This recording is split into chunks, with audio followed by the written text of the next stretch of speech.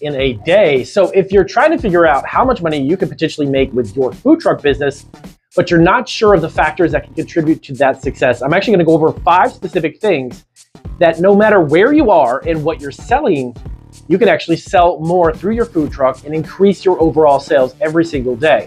We're going to dive into that here on Food Truck Freaks right now.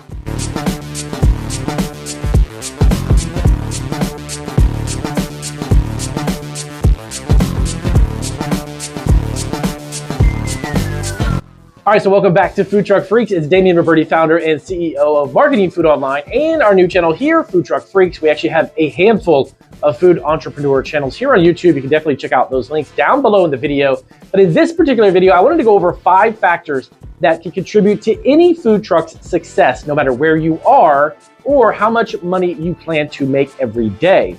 Did you know, by the way, the average over 60% of food trucks